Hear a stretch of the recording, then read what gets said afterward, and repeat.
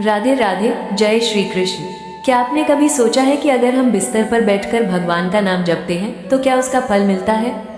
क्या ऐसा करना सही है या गलत?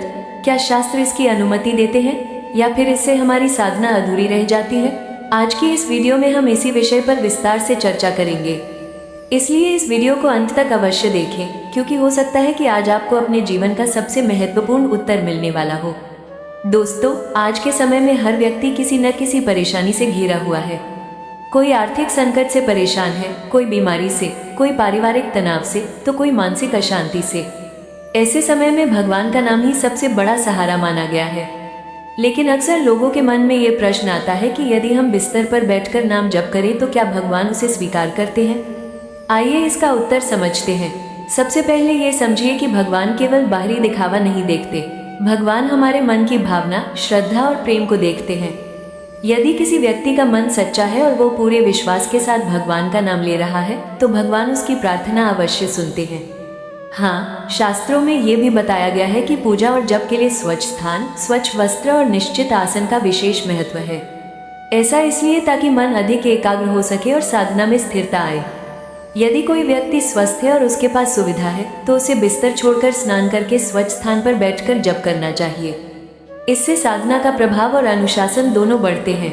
लेकिन यदि कोई व्यक्ति बीमार है, वृद्ध है, चल फिर नहीं सकता या सुबह उठते ही भगवान को याद करना चाहता है तो वो बिस्तर पर बैठकर भी भगवान का नाम ले सकता है। भगवान उसके प्रेम को स्वीकार करते हैं। भगवान श्री कृष्ण ने भगवद गीता में भी भक्ति का महत्व बताया है। उन्होंने कहा कि जो भक्त सच्चे मन से उनका स्मरण करता है वे उसके अत्यंत प्रिय हैं। इसलिए केवल स्थान बदल जाने से भक्ति समाप्त नहीं हो जाती, भावना सबसे बड़ी होती है। अब एक बात का ध्यान रखना आवश्यक है, यदि किसी महत्वपूर्ण व्यक्ति से मिलने जाना हो तो क्या हम बिस्तर पर बैठे बैठे उनसे बात करेंगे? नहीं, हम स्वयं को तैयार करते हैं। उसी प्रकार भगवान के सामने भी आदर और सम्मान का भाव होना चाहिए। लेकिन इसका अर्थ ये बिल्कुल नहीं कि बिस्तर पर लिया गया भगवान का नाम व्यर्थ हो जाता है।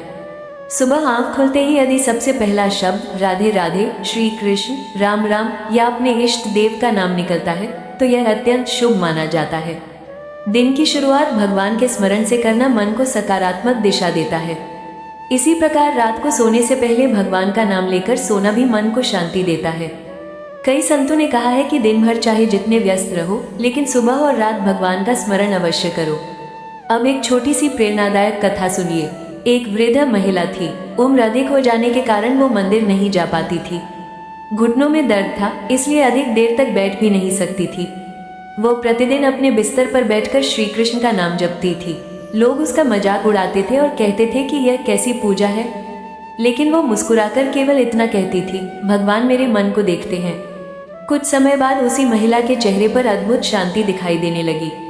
उसकी परिस्थितियां कठिन थी लेकिन उसके मन में कभी शिकायत नहीं थी। लोगों ने पूछा, तुम्हें इतनी शांति कैसे मिलती है? उसने उत्तर दिया, मैंने अपनी चिंता भगवान को सौंप दी है।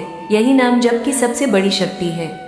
नाम जप केवल शब्दों का उच्चारण नहीं है, यह मन को भगवान से जोड़ने का माध्यम है।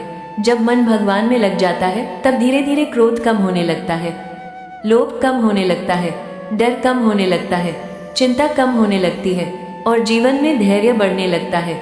इसलिए यदि किसी कारण आपको बिस्तर पर बैठकर ही भगवान का नाम लेना पड़ता है तो निश्चिंत होकर श्रद्धा से नाम जप करें। लेकिन यदि आप पूर्ण रूप से स्वस्थ हैं तो प्रयास करें कि प्रतिदिन कुछ समय पूजा स्थान पर आपकी आवाज से अधिक आपके हृदय की पुकार सुनाई देती है। भगवान को आपकी माला से अधिक आपकी भावना प्रिय है। भगवान को आपके शब्दों से अधिक आपका विश्वास प्रिय है। इसलिए कभी भी यह मत सोचिए कि मेरी पूजा छोटी है या बड़ी। सच्ची भक्ति कभी छोटी नहीं होती। अंत में यही कहना चाहूंगा कि यदि संभव हो तो बिस्तर छोड़कर स्वच्छ स्थान पर बैठकर नाम जप करें। लेकिन यदि परिस्थिति ऐसी हो कि यह संभव न हो तो बिस्तर पर बैठकर भी पूरे विश्वास और प्रेम से भगवान का नाम लें। भगवान भाव के भूखे हैं, दिखावे के नहीं। समापन, यदि आपको ये जानकारी अच्छी लगी हो तो वीडियो को लाइक करें, अपने परिवार और मित्रों के साथ साझा करें और कमेंट में अवश्य लिखें राधे राधे या जय श्री कृष्ण।